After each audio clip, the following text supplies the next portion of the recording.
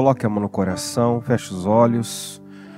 Senhor meu Deus e meu Pai, aqui estamos nós na Tua presença, em mais um jejum de 24 horas, intercedendo, Senhor, pela igreja, pela nação, intercedendo, meu Deus, pela vida do Teu povo, pela vida, meu Deus, de cada pessoa que está debaixo da nossa cobertura espiritual, clamando ao Senhor para que, meu Deus, nos fortaleça, para que nos ajude a edificar uma casa firme, a construir, meu Deus, a nossa vida com base na Sua palavra, porque todas as decisões que nós tomamos fora do Senhor, sem a Tua direção,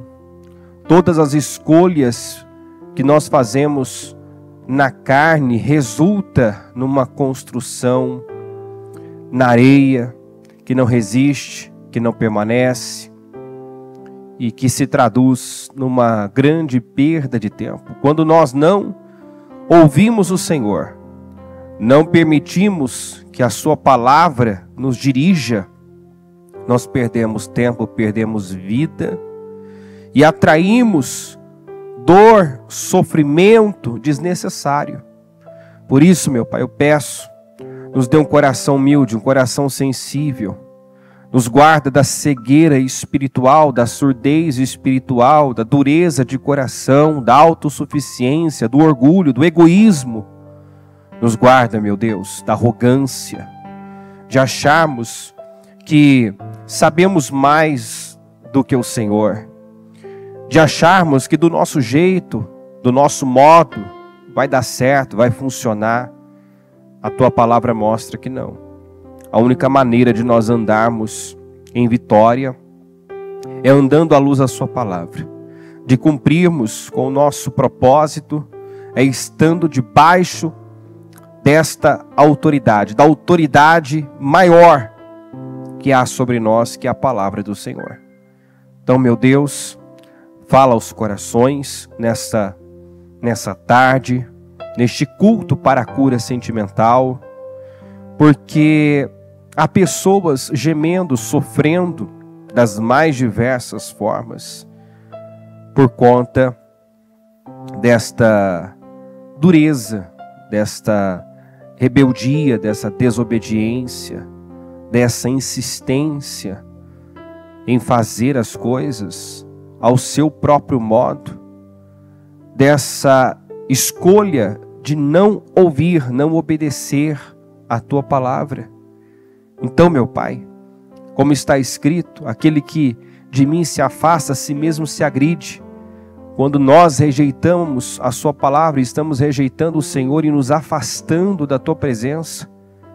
E inevitavelmente, essa escolha vai trazer sofrimento, vai trazer dor, vai trazer frustração, vai trazer angústia. E muitos se encontram angustiados, talvez até desesperados, porque ao invés de caminharem, meu Deus, nos caminhos do Senhor, de serem guiados pelo Senhor, têm optado em seguir o seu próprio coração, opiniões, vontades. Então fala aos nossos corações, conduz essa reunião. Eu entrego ela ao Senhor e consagro tudo a Ti, tomo posse de um trabalho poderoso, um trabalho que possa trazer, meu Pai, a nós crescimento, progresso, cura sentimental, cura espiritual, cura para a vida. Até porque quando nós encontramos a Sua palavra e a acatamos, encontramos vida. Vida para todo o nosso ser. E eu creio que ela pode sair daqui, Senhor, curada, com a sua vida curada, com o seu emocional curado, meu Deus, com o seu destino curado. Conduza e abençoa-nos poderosamente, é o que eu te peço e te agradeço. Amém. Graças a Deus. Vamos abrir aqui em Jonas capítulo 1,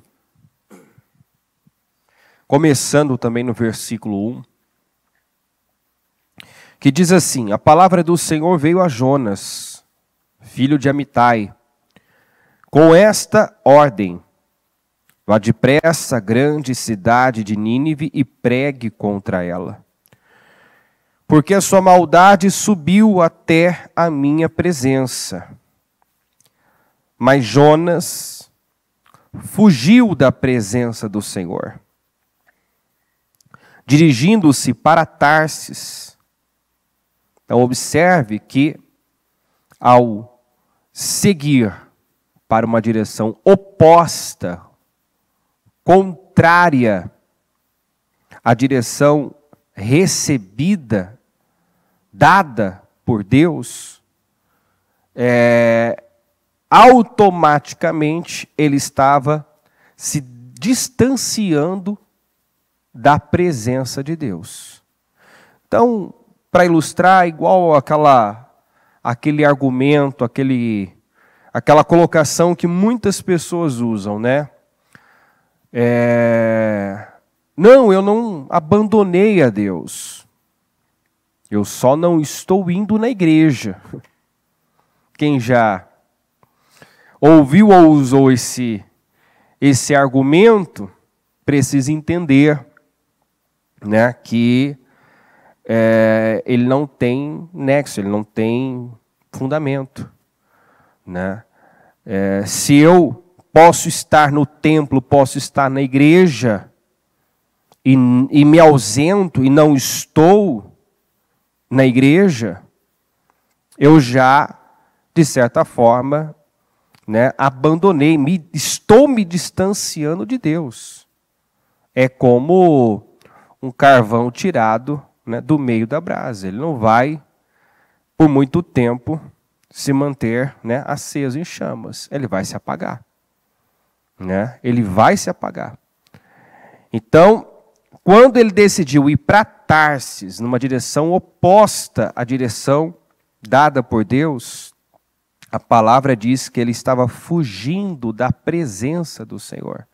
Ou seja, o Senhor não estaria com ele em Tarsis, não iria acompanhá-lo e financiá-lo naquela direção, naquele caminho.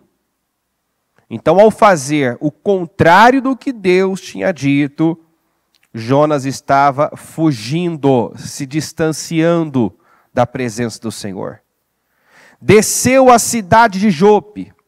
Esse texto aqui é um texto que a gente tem que ir parando mesmo, em cada versículo, às vezes 2, 3 vezes no mesmo versículo, porque cada palavra muitas vezes traz aqui uma mensagem e uma revelação. Né? A palavra desceu precisa ser grifada porque é o caminho, é para onde as pessoas que não seguem a direção dada por Deus irão para um lugar baixo. Elas vão descer na vida, vão descer em todos os sentidos. Você só sobe na vida, só progride na vida, só cresce na vida. A sua vida só cresce e prospera se você estiver alinhado com Deus. Como diz em Jó, une-te a Deus, né, e te sobrevirá o bem. Une-te, pois, a Deus, e o bem te sobrevirá. Então você prospera, as coisas caminham, há uma fluidez quando você está alinhado com Deus. Do contrário, as coisas travam, você não avança, porque quando eu não acato a direção de Deus, isso está revelando orgulho, arrogância, autossuficiência, aquele pensamento, do meu jeito é melhor, né? Da minha vida cuido eu, do meu jeito é melhor, eu sei o que eu faço. E a palavra de Deus diz que o Senhor resiste aos orgulhosos. Todo orgulhoso, todo arrogante, todo autossuficiente precisa ter isso em mente, que muitas vezes a barreira, a muralha que está diante dele é o próprio Deus. Né? Ou seja, esta muralha é impossível de transpor. Essa barreira ninguém é capaz de transpor. Ninguém pode atravessar Deus. Se Deus se coloca no meu caminho, só tem um jeito de eu avançar. Eu me curvando a Ele. E dando a Ele o que Ele está exigindo. Do contrário, é como tantas pessoas se encontram com a vida travada, parada em um lugar, porque Deus está requerendo algo dele. E ele não vai avançar até que ceda para Deus. Então desceu à cidade de Jope, onde encontrou um navio que se destinava àquele porto. Depois de pagar a passagem, daí a expressão, né, tem gente que paga para ver o próprio sofrimento, a própria desgraça. Porque se eu acredito nessa mentira, né, de que eu vou contra Deus e vou ter êxito, eu estou pagando para ver a minha própria destruição. Então, depois de pagar a passagem, embarcou para Tarsis para fugir do Senhor. O Senhor, porém, fez soprar um forte vento sobre o mar. E caiu uma tempestade tão violenta que o barco ameaçava arrebentar-se.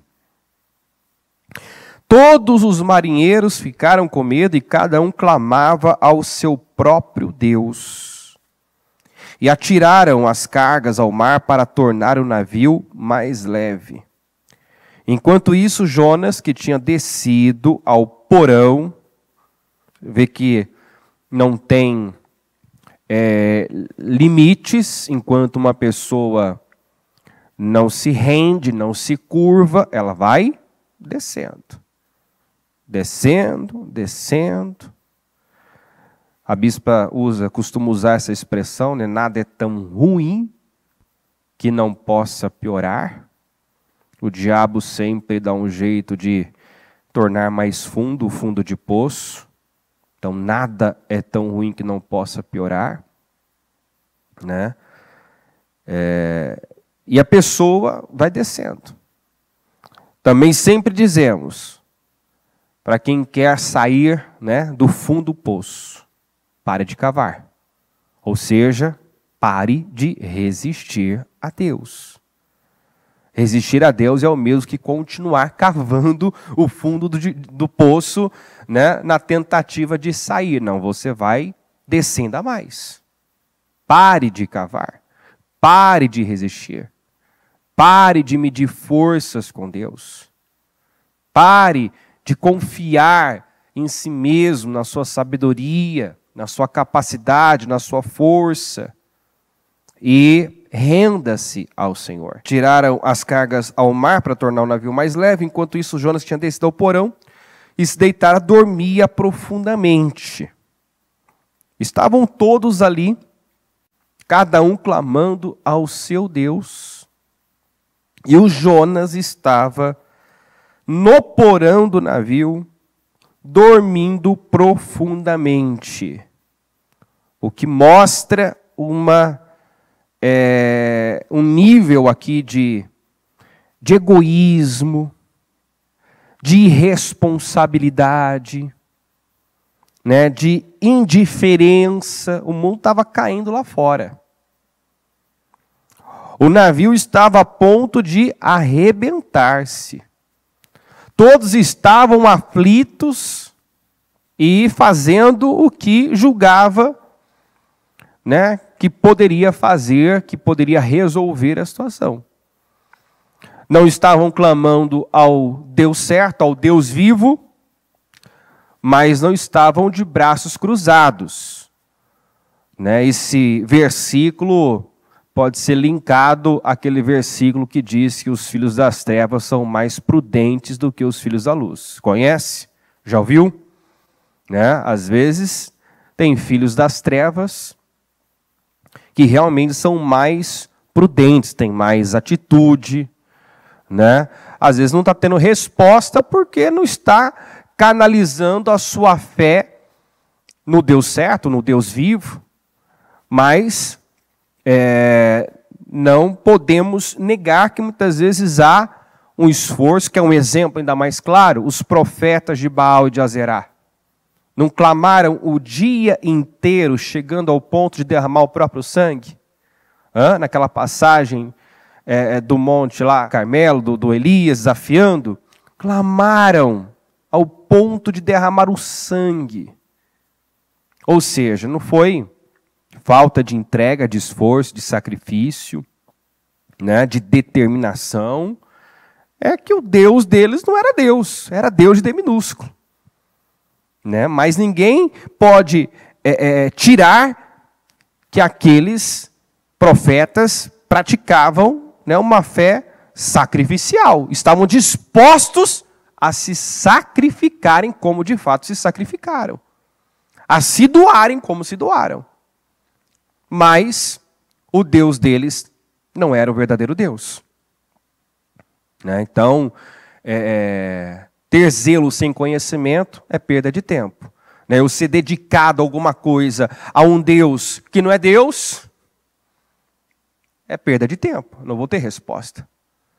Mas esse comprometimento, essa entrega, esse sacrifício canalizado para o Deus certo, o Deus vivo, o único Deus, né, pode trazer mudanças radicais.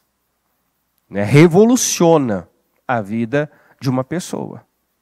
Né? Então, aqui nós vemos os marinheiros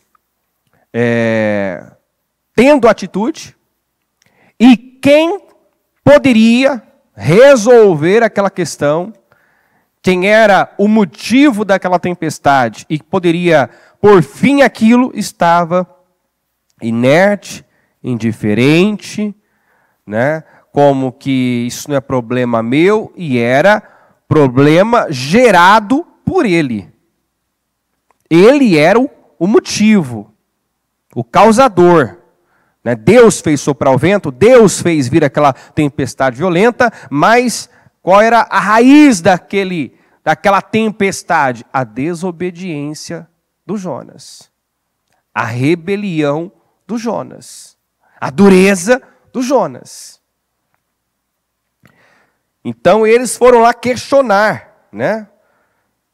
O Jonas. O capitão dirigiu-se a ele e disse: como você pode ficar aí dormindo?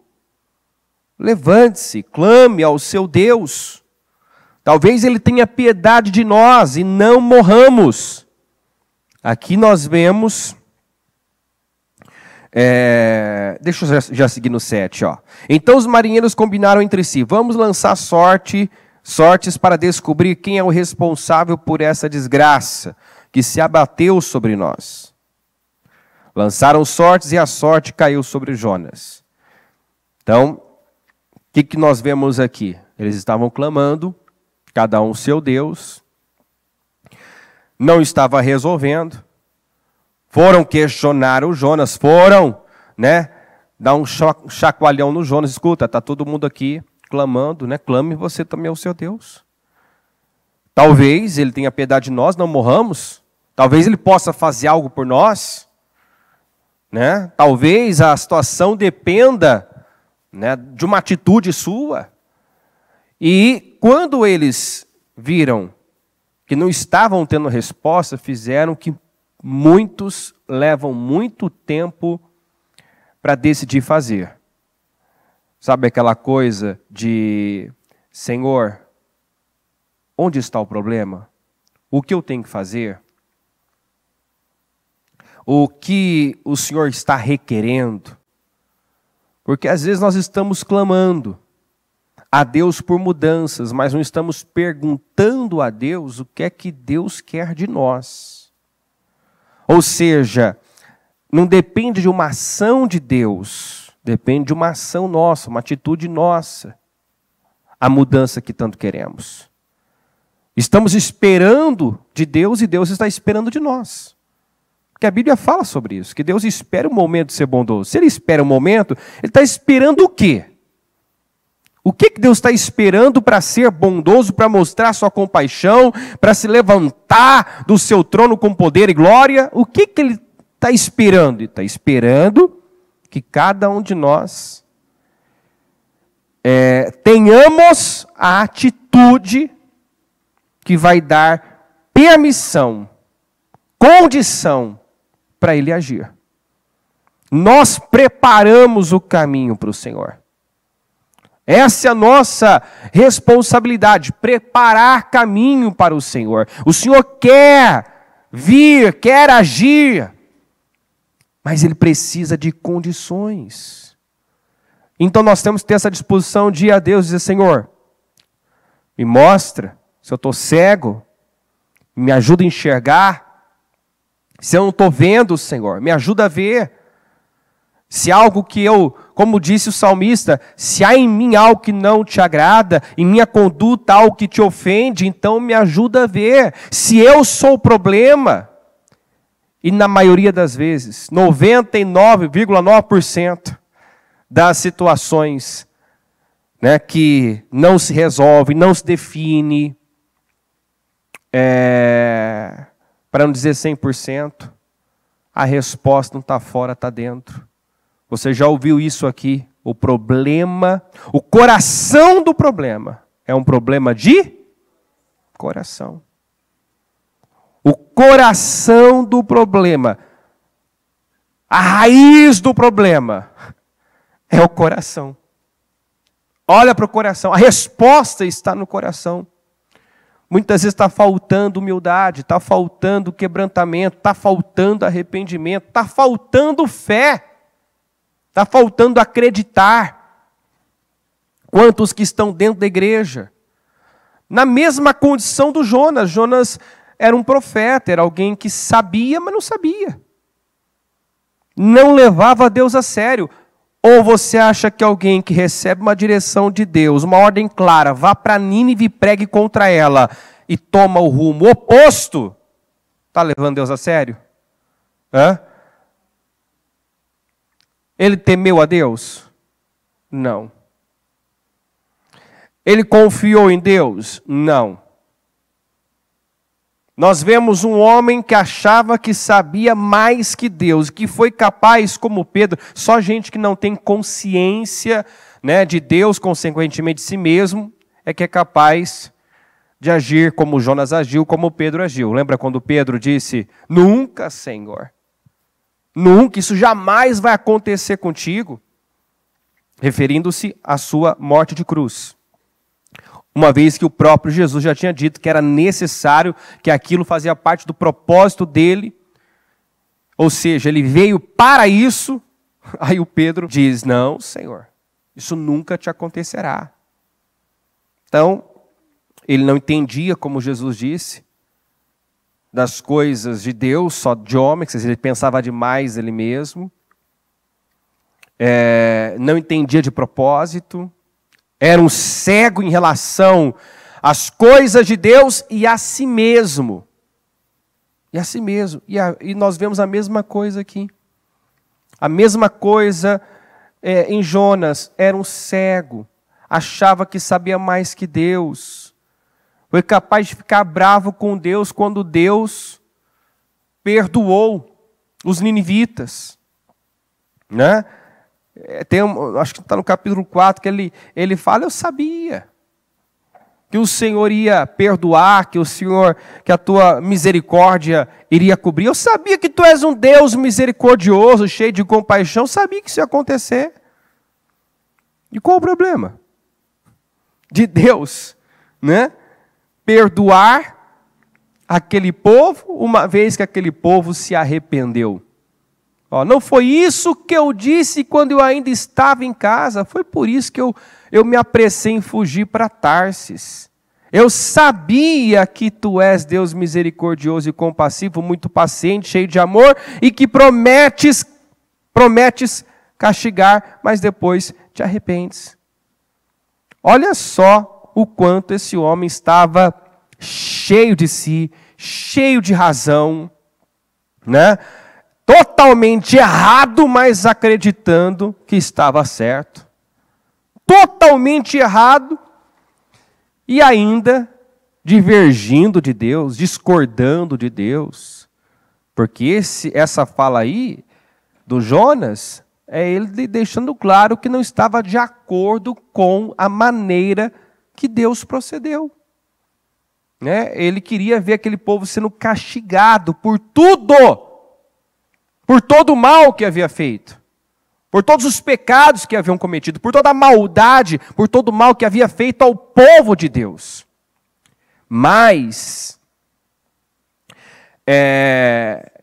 ele se esqueceu, ou não queria enxergar, né, que pior do que esse povo era ele mesmo. Porque a Bíblia fala que os ninivitas não sabiam distinguir a mão direita da esquerda. Eram ignorantes, eram cegos. Não conheciam a lei, a palavra de Deus.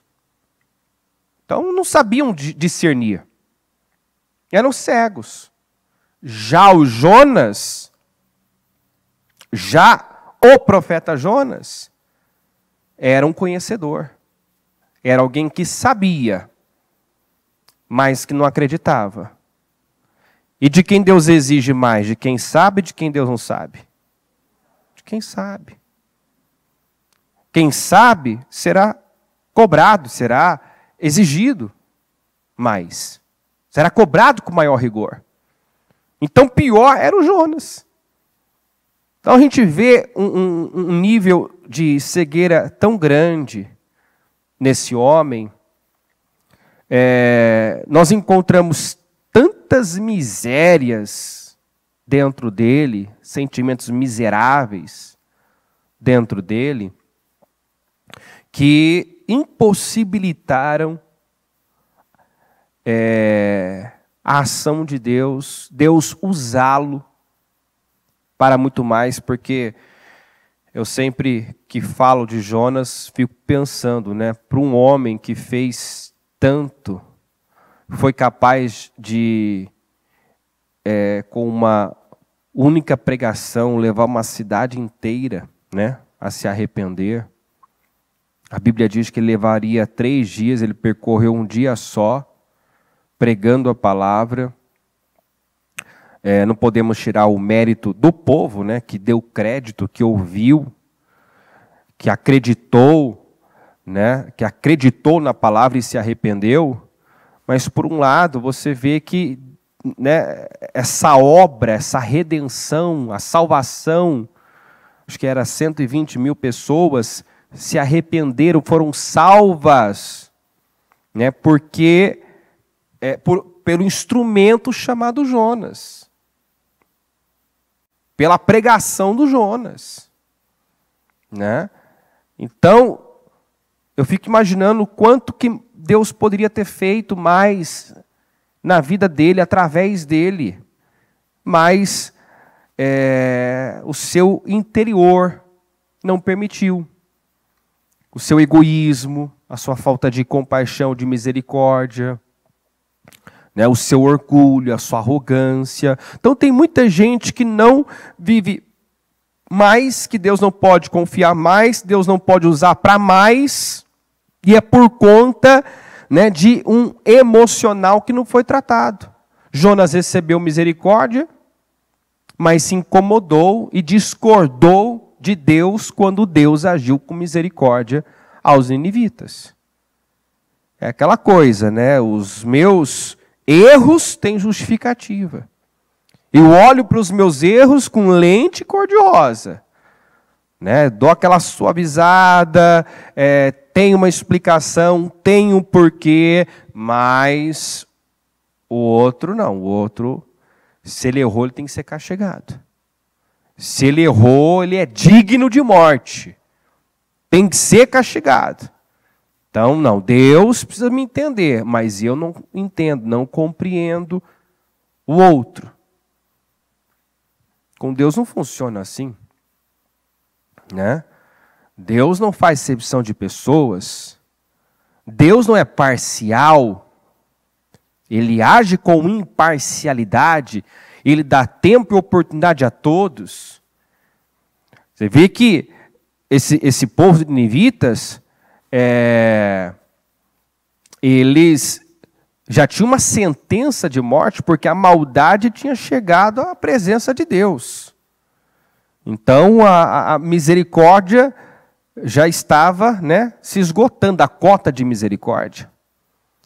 Mas Deus nos ama tanto que vai até o fim, até o último momento. Ele enviou Jonas né? Como aquela última tentativa, né? E a última oportunidade para esse povo se arrepender. Se faltou alguém pregar, alguém confrontar, então agora vai. E aquele povo não precisou de uma segunda pregação. Por isso que Jesus usou os ninivitas como exemplo, dizendo que no dia do juízo eles vão condenar a muitos.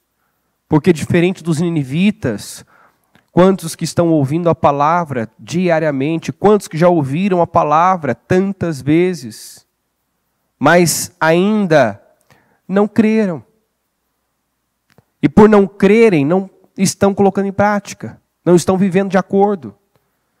Nós não nos tornamos aquilo que nós somos ensinados, mas aquilo que nós acreditamos. Então, estar aqui, só ouvir a palavra e adquirir conhecimento histórico não vai mudar a sua vida, transformar a sua vida. Nós precisamos, como a bispa disse na madrugada, né, da Casa Firme, da semana passada, nós precisamos misturar com a fé. A palavra, ela só funciona, ela só passa a ter poder na nossa vida quando nós misturamos com a fé. Do contrário, não tem proveito algum. Está lá em Hebreus 4:2, se não me engano. Não tem proveito algum, de nada vai valer. Eu saber o que está escrito, eu até ensinar o que está escrito, pregar o que está escrito e não viver o que está escrito. É por isso que muita gente está infeliz, está frustrado, está irrealizado, porque ele sabe, ele conhece, ele até sabe orientar outras pessoas, mas por ele não acreditar no que ele está ouvindo, no que ele está aprendendo, ele não coloca em prática, ele não vive de acordo, e aí ele não tem o resultado. Ele até sabe, mas faz ao seu modo. Ele até sabe onde deve estar, o que deve fazer, mas não está onde deve estar, não faz o que tem que fazer. Nesse caso, quem provoca o próprio sofrimento, ou quem está adiando a própria vitória? A própria pessoa. Tem gente que está atraindo o próprio sofrimento e adiando suas próprias vitórias, pelo simples motivo de saber o que deve fazer e não fazer. Saber. Mas não faz, e não faz porque não acredita. Você só faz o que você acredita. Então, se há uma fortaleza aí de incredulidade, ela precisa ser demolida.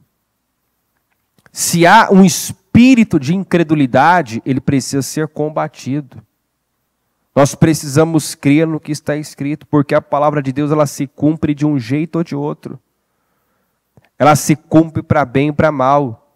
Eu vou ter na minha vida o resultado da obediência ou o resultado da desobediência. Ou um ou outro. Nós vamos ter o resultado da obediência ou da desobediência. Por isso lhe perguntaram, diga-nos, quem é o responsável por esta calamidade? É como se eles dissessem, fale mais do seu Deus, porque quem fez aquele vento, né, soprar aquele vento forte, cair uma tempestade violenta, foi Deus. Então eles sabiam que era o Deus do Jonas. Então quando eles perguntam quem é o responsável, eles queriam mais informações sobre esse Deus. Fale-nos desse Deus. E pergunta também, qual é a sua profissão? Profissão tem a ver com aquilo que nós, né, tem a ver com propósito, chamado, aquilo que nós nascemos para fazer.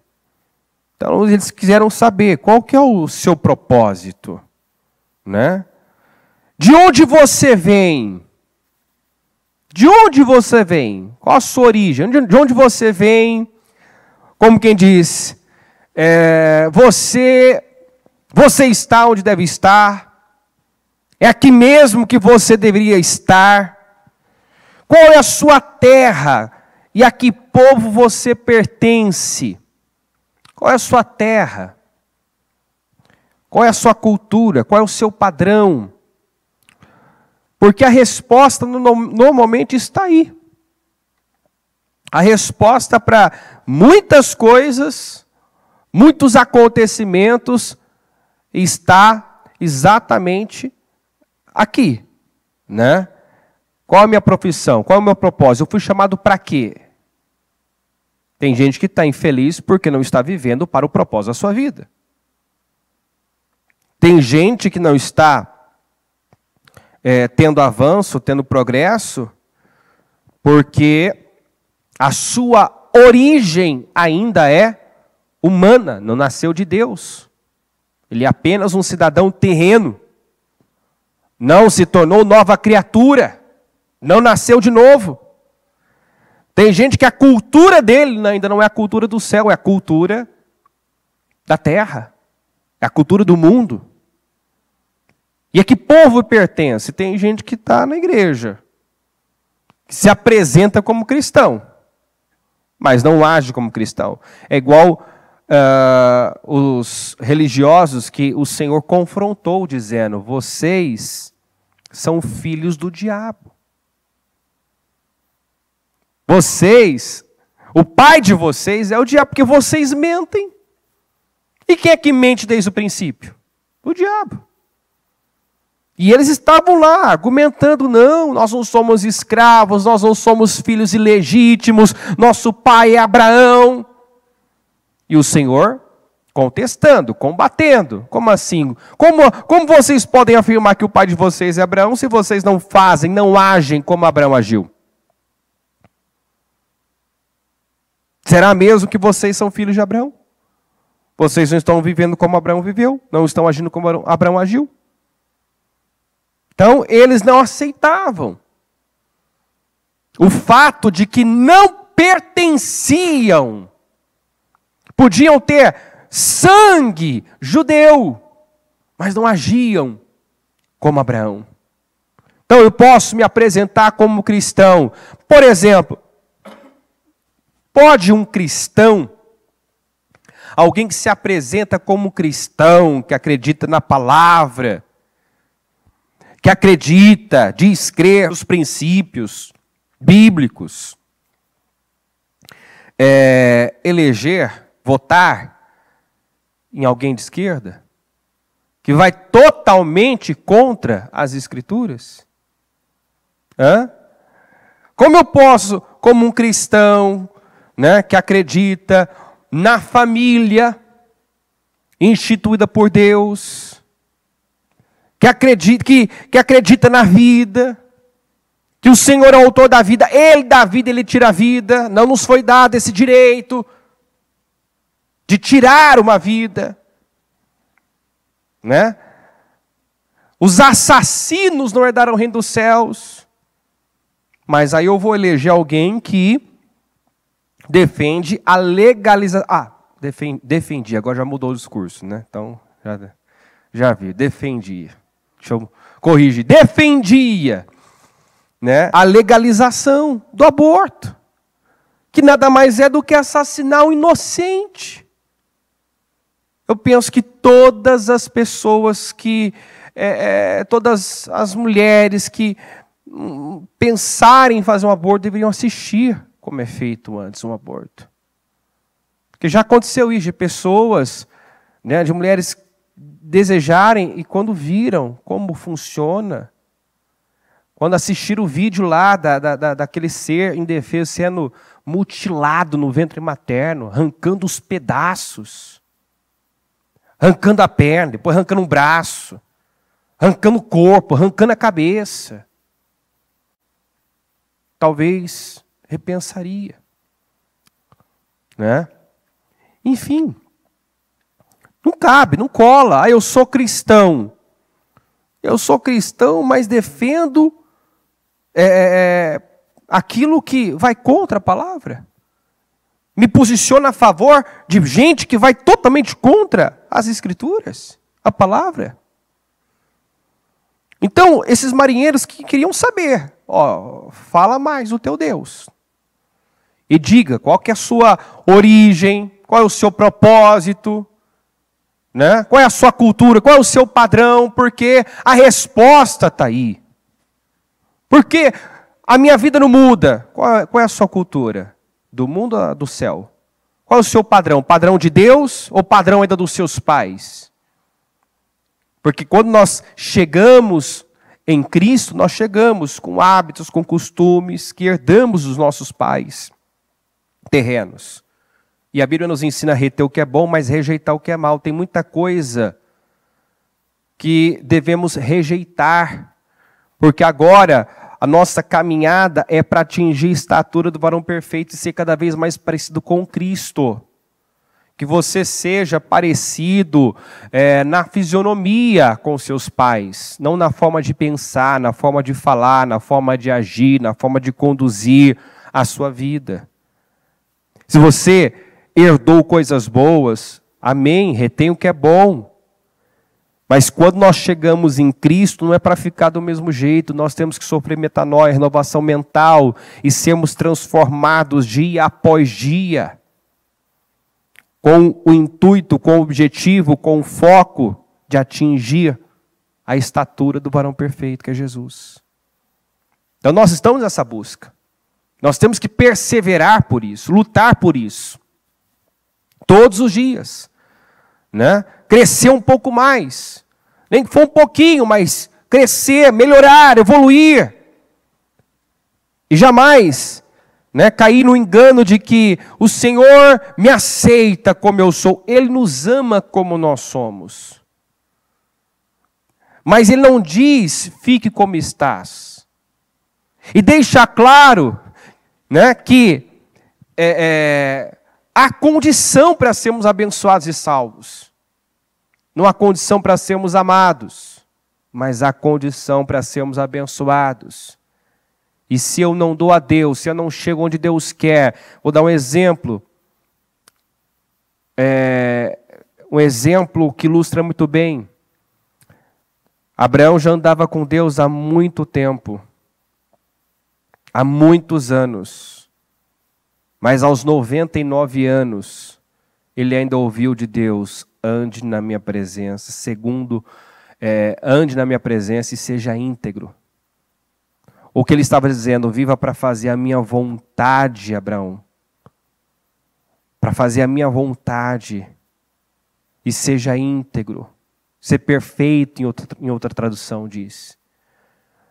Ou seja, Abraão ainda não tinha chego aonde Deus queria que ele chegasse. Deus estava exigindo mais de Abraão. E enquanto ele não chegou, a promessa não se cumpriu. A promessa não se cumpriu. Eu creio que ele já estava perto de viver o cumprimento da promessa quando aceitou a proposta da Sara. E aquela escolha, aquela decisão precipitada, adiou um pouco mais. Retardou, a realização que tanto queriam.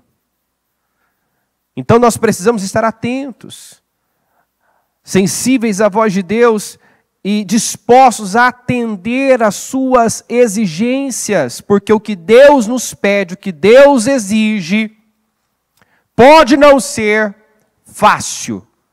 Diga comigo, mas não é difícil demais.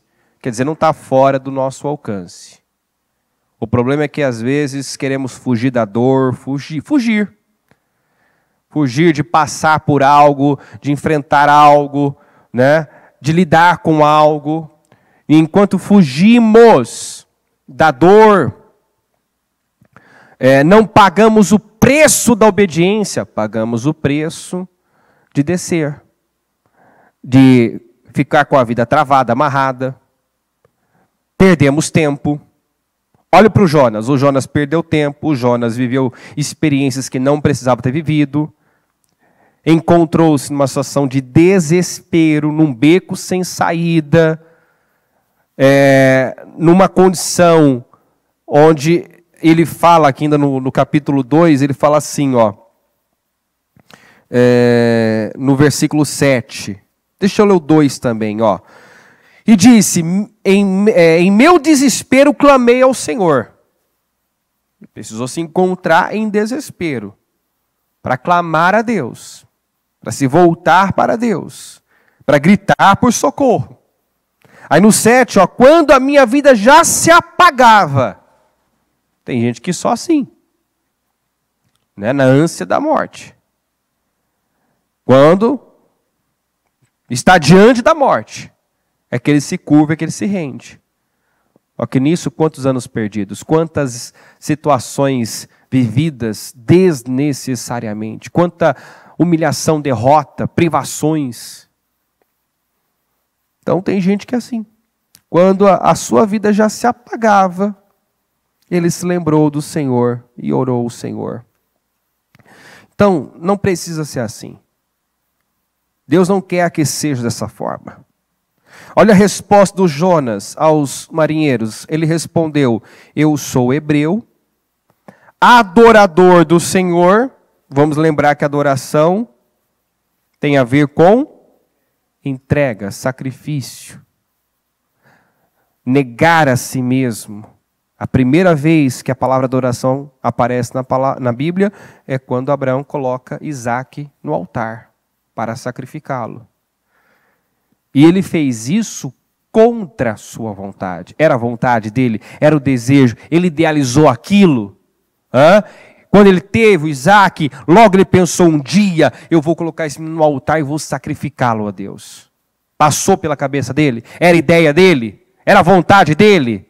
Então, para estar ali fazendo aquilo, ele estava agindo contra a sua própria vontade, negando a si mesmo. Negando a lógica, porque não fazia sentido. Passando por cima de tudo. Seus pensamentos, sentimentos, vontades. Aquilo era a ideia de Deus, era a vontade de Deus. E ainda que ele não compreendesse, não fizesse sentido, ele estava lá, obedecendo. Agora, o Jonas se apresenta como adorador do Senhor. Eu sou hebreu, né? Adorador do Senhor, mas só no título. Tem gente que é cristão, adorador do Senhor, mas só da boca para fora. Qual é a vontade que prevalece? Qual a vontade que tem prevalecido? Para quem muitos têm vivido? O que importa para muita gente? É a vontade de Deus? Nós vemos o tempo todo, né, que o que sempre importou para Jonas eram seus pensamentos, suas opiniões, seus achismos, seus sentimentos. Era o que importava. Era o que estava acima, né? Estava acima da palavra, o que ele pensava, o que ele achava. Tanto que ele era capaz de divergir de Deus. Deus agindo de um modo, ele chateado, emburrado, porque não estava concordando com aquilo. Não concordando. Então os homens ficaram apavorados e perguntaram: o que foi que você fez? O que foi que você fez? Pois sabiam que Jonas estava fugindo do Senhor, porque ele já lhes tinha dito. Visto que o mar estava cada vez mais agitado, eles lhe perguntaram: o que devemos fazer com você para que o mar se acalme?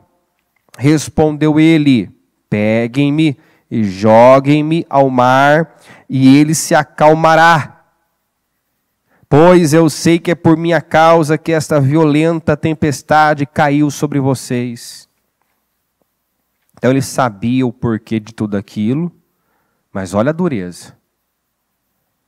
Olha a dureza desse homem. Tem gente que é duro na queda. Ele sabia o porquê daquela tempestade. Ele sabia que o motivo era ele. Que ele tinha provocado aquilo. E quando os homens perguntam o que devia fazer com ele, joga-me no mar. Não era para, nesse momento, ele se humilhar, fazer o que os marinheiros tinham sugerido, clamar ao seu Deus. Não vou clamar a Deus. Não vou me arrepender das minhas escolhas. Não vou mudar de ideia. Não vou me curvar a Deus. Eu vou continuar seguindo o meu sistema, fazendo o meu modo. né? Tem gente que é assim. Tem gente que age exatamente, ele sacrifica tudo para conseguir, para tentar conseguir o que quer. Sacrifica tudo. Tem gente que sacrifica relacionamentos para conseguir o que quer, pelo menos tentar, né? Não mede esforços, vai a qualquer custo, passa por cima de Deus, passa por cima da palavra. Né? Tem atitudes que ferem, que machucam pessoas. A atitude do Jonas estava atingindo todos naquela embarcação, naquele navio. Todos estavam sendo prejudicados por conta do Jonas. Mas não importa. Importa o que eu quero. Aí pensa, tem como uma pessoa assim prosperar na vida? Ser bem-sucedida? Chegar ao seu porto desejado? Terminar bem? Não tem como. Não tem como. Visto que o mar estava cada vez mais agitado, lhe perguntaram: o que devemos fazer com você para que o mar se acalme? Respondeu ele: pegue-me e joguem ao mar, e ele se acalmará, pois eu sei que é por minha causa que esta violenta tempestade caiu sobre vocês. Ao invés disso, os homens se esforçaram ao máximo para remar de volta à terra, mas não conseguiram. Eles não queriam tomar aquela decisão radical, né? Jogaram Jonas para fora do navio. Mas nós precisamos entender que para algumas coisas cessarem, decisões radicais, decisões difíceis terão que ser tomadas. Eles precisavam se livrar do Jonas. E se livrar do Jonas, né, ao que parece, não foi ali uma decisão, né, tão simples, tão fácil. Eles não queriam. Né? E muitas vezes, tomar decisões, como por exemplo a decisão de colocar Isaac no altar, não foi fácil. Ele teve que passar por cima das suas emoções, seus sentimentos. Então, nós precisamos estar dispostos a tomar essas decisões difíceis, mas que vai trazer paz, que vai trazer calmaria, que vai trazer bonança.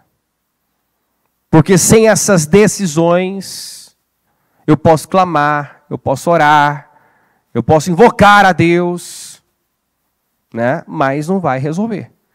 É como aquela praga, aquela fome que se instalou no período do reinado de Davi. Por 3 anos ele orou e não teve resposta, até que ele foi a Deus e: Senhor, me diga o que eu tenho que fazer, qual o motivo dessa situação. E aí Deus mostrou que Saul tinha cometido uma injustiça, que aquela situação, para aquela situação mudar, não dependia de oração, dependia de uma ação, de uma atitude, de uma reparação. Então nós temos que buscar saber qual é a atitude, temos que fazer essa oração: Senhor, qual é a atitude que eu tenho que tomar para fazer cessar isso na minha vida? Ou, né, destravar algo na minha vida. Eles tinham que jogar o Jonas para fora. Então eles clamaram ao Senhor: Senhor, nós suplicamos, não nos deixes morrer por tirarmos a vida deste homem. Não caia sobre nós a culpa de matar um inocente, porque tu, ó Senhor, fizeste o que desejavas. Em seguida, pegaram Jonas e o lançaram ao mar, enfurecido, e este se aquietou. Tomados de grande temor ao Senhor, os homens lhe ofereceram sacrifício e se comprometeram por meio de votos. Olha só, os homens que até momentos antes estavam clamando cada um ao seu Deus, agora estavam clamando ao Senhor, comprometendo-se com o Deus vivo, por meio de votos. Mas o Jonas estava aceitando ser jogado para fora do navio, para, né, sabe-se lá viver o quê? o que esperar naquele momento. Né? Olha a cegueira, olha a responsabilidade, né? Seja feito a vontade de Deus. A vontade de Deus não era que ele tivesse sequer entrado naquele barco. A vontade de Deus não era que o Jonas, né, chegasse a esse ponto. Descesse tão baixo. Ele desceu às profundezas. Não era vontade, não era plano de Deus, não era projeto de Deus. Mas suas escolhas não deixaram alternativa. Ele precisou viver algo que, né, parasse ele. O Senhor precisou pará-lo através dessa situação. E o Senhor fez que um grande peixe engolisse Jonas e ele ficou dentro do peixe 3 dias e 3 noites. Então imagina, né, passar um dia, ter sido engolido por um grande peixe. Ali já era para ele ter clamado, né? Ao ser jogado para fora do navio já era para ter clamado. Não, foi engolido, não clamou. Passou 1, passou 2. No 3º dia, quando a sua vida já se apagava, quer dizer, já estava certo de que o seu fim havia chegado, ali ele clamou ao Senhor. Ali ele se humilhou, se voltou para Deus, em seu desespero, em agonia. E o meu ponto é esse, não precisa ou não precisava ser assim. Mas o rumo, as escolhas que muitos fazem não deixam alternativa, não deixam escolha. Né? A não ser viver situações, encontrar-se numa situação onde ele não tem para onde correr. Ele só tem Deus. No ventre daquele peixe, ele só tinha uma saída, clamar a Deus. Clamar a Deus. Naquele desespero, ele se lembrou de Deus. Em meu desespero, clamei ao Senhor. Gritei por socorro. E ele me ouviu. Né? Quando a minha vida já se apagava, eu me lembrei de ti. Eu me lembrei de ti. E esse eu me lembrei de ti significa que ele se voltou, se abriu para Deus. Ele só se abriu para a vontade de Deus, para o que deveria ter feito lá no início, quando recebeu a ordem do Senhor, quando já estava prestes a perder a sua vida, quando se encontrou em desespero, em agonia. Não precisava ser assim. Mas a maneira dele proceder não deixou, né, alternativas para Deus. E nós temos que lembrar que esse grande peixe ainda foi a misericórdia de Deus. Né? Foi uma situação terrível, um momento de desespero, de agonia, mas bendito desespero, bendita agonia, bendita situação que, né, trouxe a consciência desse homem o que ele devia fazer, trouxe a ele, né, tirou ele dessa cegueira. Às vezes nós precisamos passar por situações terríveis para cair em si. Não foi assim o filho pródigo? Não foi só quando ele estava lá, né, desejando comer as bolotas, os porcos, que ele caiu em si? Então, às vezes a pessoa precisa passar por situações terríveis para cair em si, para acordar, para se lembrar de Deus, no sentido de se voltar para Ele, se humilhar, se render a Ele. E quer saber? Bendita a situação, bendito o beco sem saída. Porque agora, ou a pessoa se volta para Deus, ou ela perece. Ou ela se humilha, se arrepende, e como nós vemos aqui, Em Jonas, arrependimento muda tudo. Os ninivitas tinham uma sentença de morte, de destruição. Já havia sido decretado o fim dos ninivitas, mas, tendo em vista, a Bíblia diz o que eles fizeram, como eles se humilharam, como eles se arrependeram, Deus também se arrependeu de destruí-los. Deus optou em mostrar amor e compaixão, porque Deus é isso. Deus vai até o fim. Deus nos ama. Deus insiste conosco.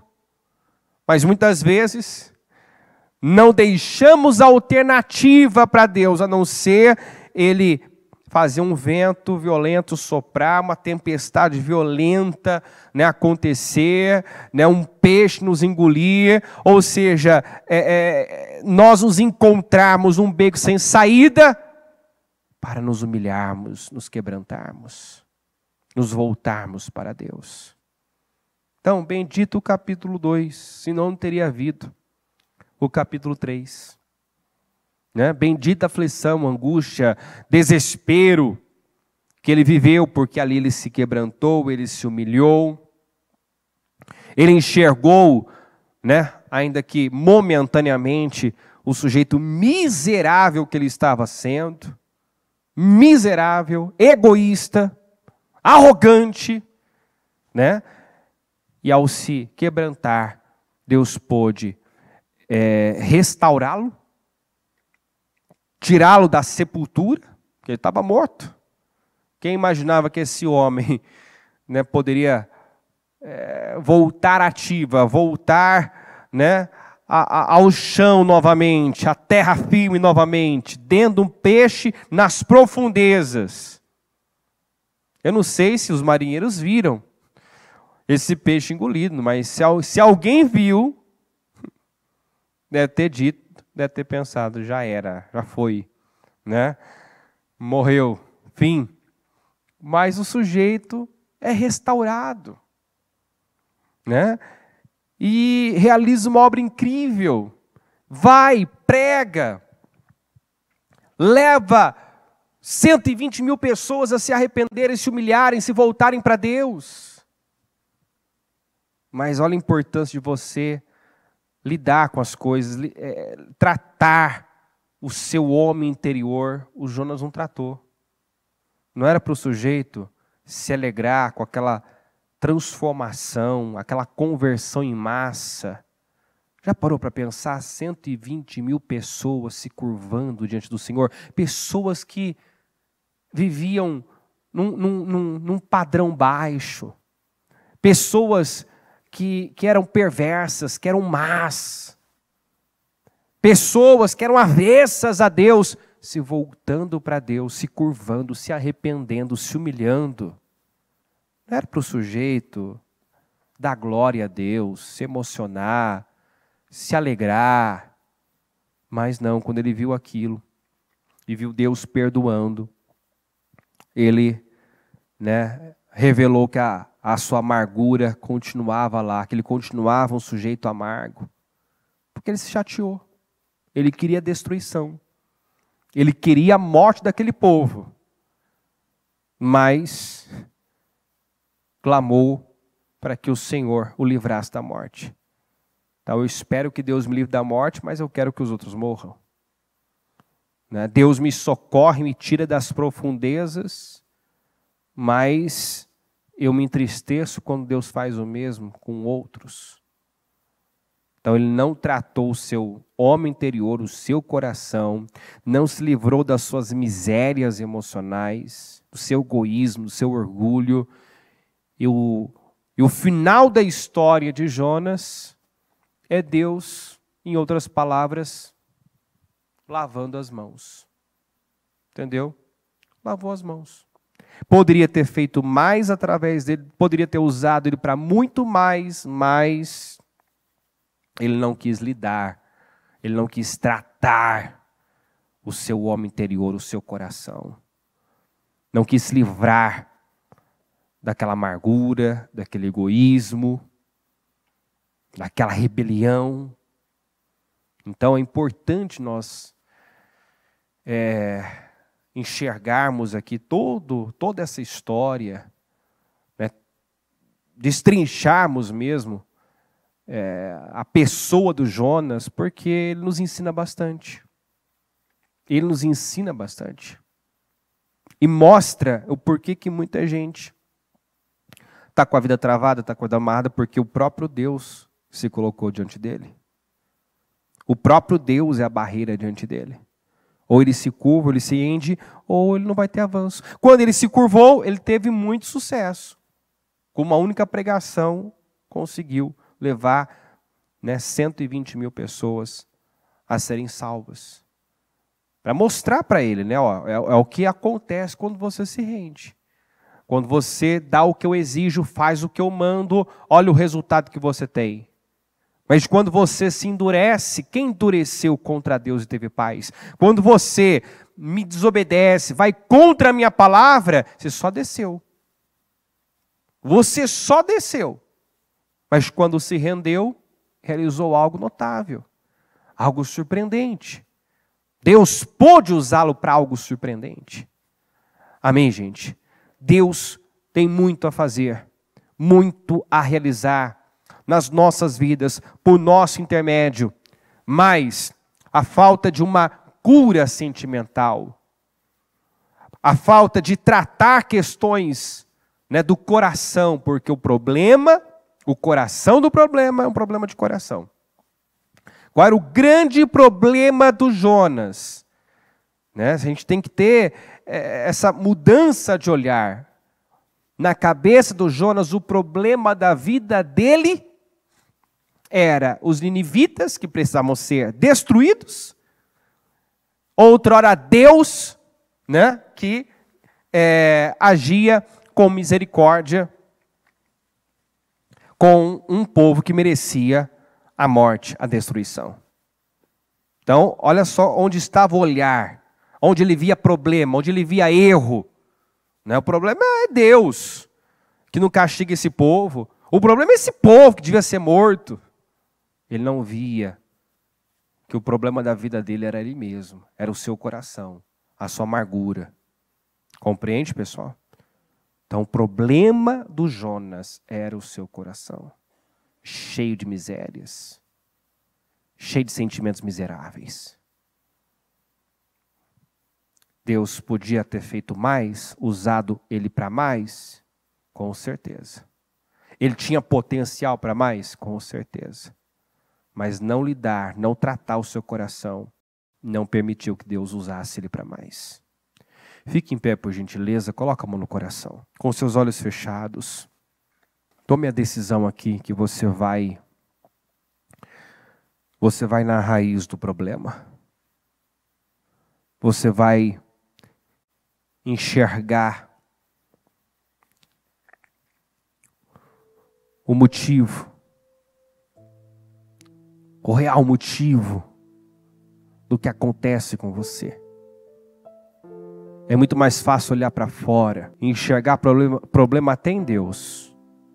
Não poucas pessoas cometem esse erro, esse equívoco de questionar por que Deus não me ouve, por que Deus não me responde, por que Deus não age na minha vida, por que Deus não muda. Muitas vezes porque nós estamos em rebelião, querendo fazer as coisas ao nosso modo, porque estamos insistindo numa direção errada, porque não queremos assumir responsabilidade, porque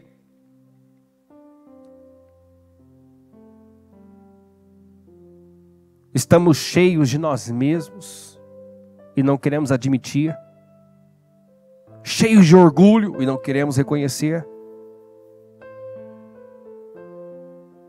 Por que a minha vida não vai? Porque o seu coração não é perfeito, não é reto, não é puro. Não basta saber, Jonas sabia. Conhecê-lo, conhecia. Eu preciso crer. É quando você crê que você pratica, que a mudança acontece. Enquanto nós não acreditarmos nas Escrituras, apenas obteremos informação e nenhuma formação espiritual, nenhum crescimento, nenhum desenvolvimento espiritual. E o Senhor quer que nós cresçamos. Ele tem falado sobre isso. Nós precisamos crescer. O Senhor quer que nós cresçamos. O que é que está impedindo o seu crescimento? O que é que impediu Jonas de realizar muito mais? De ser usado por Deus para mais? Sua imaturidade, seu egoísmo, seu orgulho, sua arrogância. Em nome de Jesus. Ninguém precisa encontrar-se em desespero, em agonia, em aflição, no fundo do poço, para se humilhar, para se render, para decidir viver para Deus, para a sua glória, como ouvimos no domingo. Decida viver para Ele, para a sua glória. Decida para a glória de Deus. Viva para a glória de Deus.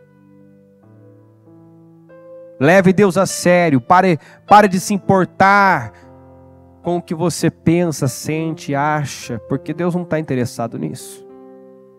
Quando Deus nos pede algo, nos manda fazer uma coisa, Ele não quer saber o que você pensa, ou sente, ou acha. Ele não está pedindo opinião. Deus não queria opinião de Jonas, Deus queria obediência de Jonas. Ele queria obediência do Jonas. Senhor, meu Deus e meu Pai, eu oro para que essa palavra possa trazer a cada um, meu Pai, uma compreensão daquilo, da exigência que o Senhor está fazendo individualmente. Que eu acredito, meu Deus, que cada um tem uma revelação, tem um entendimento dessa palavra para si. Consegue, através dela, discernir muita coisa acerca da própria vida. Do que deve fazer, do que deve entregar, do que deve mudar, da postura que deve assumir, das rupturas, das decisões difíceis que deve tomar. E eu oro agora, meu Deus, para que cada um, meu Pai, esteja aproveitando essa oportunidade e se rendendo ao Senhor, e se submetendo ao Senhor e à sua vontade, porque ainda, meu Pai, que ela não faça sentido para nós, ou que ainda que ela vá contra o que pensamos, sentimos, queremos. Como disse o salmista, os teus mandamentos são perfeitos, os teus juízos são retos. O Senhor é quem sabe o que é melhor, para onde devemos ir, o que devemos fazer. Não compete a nós, meu Pai, estarmos no comando. Nós temos que fazer como o rei ninivita fez. Ele se levantou do trono.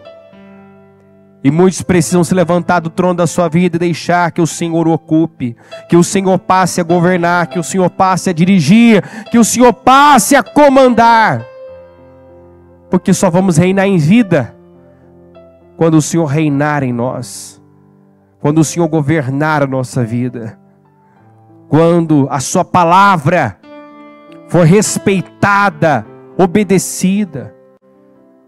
Isso é o que todos nós queremos, meu Pai, reinar em vida, mas não vamos reinar estando no trono.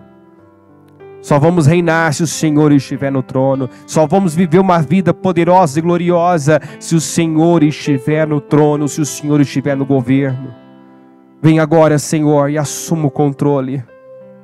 Vem agora, meu Pai, e ocupa o trono. Ocupa, meu Deus, o lugar que é seu. Dirija, conduza as nossas vidas. Traz a nossa consciência, meu Pai, aquilo que não está certo, não te agrada. Aquilo que está talvez nos afastando da Tua presença, traga a nossa consciência. Ajuda-nos a mudar. Ajuda-nos, meu Deus, a obedecer. Ajuda-nos, meu Deus, a confiar no Senhor, no seu agir, no seu trabalhar. Ajuda-nos, meu Deus, a depender do Senhor. Ajuda-nos, meu Deus.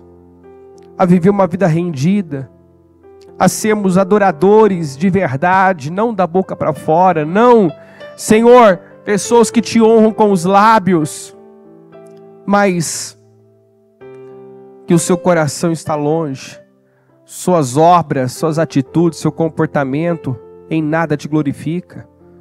Não, meu Pai, nos ajuda, nós queremos te glorificar, dar glória ao Senhor, na maneira que procedemos em casa, no trabalho, na rua, no trânsito, no shopping, na escola, na faculdade. Ajuda-nos, meu Pai, a te glorificar em cada lugar onde estamos, meu Pai, com cada pessoa que nós estamos. Nos ajuda, meu Deus, temos um comportamento que glorifica o Teu nome. Sermos os pais, sermos os filhos, sermos o cônjuge que a Tua palavra instrui, orienta. Em nome de Jesus, coloca temor nos nossos corações. Coloca temor, que o temor do Senhor, meu Deus, possa tomar as nossas vidas, como tomou a vida daqueles marinheiros. Senhor, nos guarda de ver gente, meu Pai, passando à nossa frente, porque creu, porque decidiu crer, temer o Senhor. Passaram à frente do Jonas, porque decidiram crer, temer, reverenciar o Senhor, comprometer-se com o Senhor. E o Jonas, que o conheceu antes deles, não se curvou, não se rendeu, não temeu, não reverenciou o Senhor. Tem misericórdia de nós, meu Pai, nos guarda de estarmos nessa terrível condição cega espiritual. Abre os nossos olhos, desperta-nos, meu Deus. Em nome de Jesus, as palavras daqueles homens para o Jonas é a palavra do Senhor para muitos. Levante-se, clame ao seu Deus. Chega de ficar dormindo o sono da negligência. Chega, desperta tu que dormes. É tempo, meu Deus. Aliás, já passou da hora de muitos se curvarem, se renderem ao Senhor totalmente, de tratarem do seu coração, de purificarem o seu coração, de trocarem o seu coração de pedra por um coração de carne. Eu peço, faça isso. Troca, se preciso for, nosso coração. Nos dê um coração quebrantado, humilde, sincero, reto. É o que eu peço, meu Deus. Abençoa a igreja, abençoa a nossa nação. Abençoa, meu Deus, livrando a nossa nação. Quando Jonas clamou por socorro, o Senhor o socorreu. E nós temos clamado por socorro, por livramento. Livra-nos, meu Pai, livra a nossa nação. Em nome de Jesus, livra dos corruptos, livra, Senhor, desse sistema comunista, socialista. Senhor, livra-nos da escravidão. Livra, meu Pai, aqueles que estão cegos, liberta da cegueira. Liberta, meu Pai, aqueles que ainda estão cegos em relação a tudo que está acontecendo. Tem uma tempestade violenta aí, meu Pai. Nós precisamos, como igreja, nos posicionar para que venha esse tempo de bonança, de paz, para que essa tempestade se aquiete. Em nome de Jesus, fala mais aos corações e que ninguém saia daqui, meu Deus, sem saber exatamente o que fazer e a decisão de fazer o que é preciso. Eu agradeço por essa reunião, por esse culto, por essa mensagem, por esse jejum, meu Deus, por tudo que o Senhor tem feito, vai fazer ainda. Eu peço que o Senhor nos sustente nessas 24 horas. Eu concordo com todas as orações que foram e ainda serão feitas, e desde já ligo na terra para ser ligada nos céus e tomo posse, meu Pai, de definições, vitórias, curas, libertações. Meu Deus, tomo posse, meu Pai, de vitória para a igreja, de vitória para a nação. Muito obrigado por estar aqui, muito obrigado por tudo que o Senhor tem feito, muito obrigado, meu Deus, pelo que o Senhor está fazendo em nós. na nossa nação, eu te agradeço. Amém.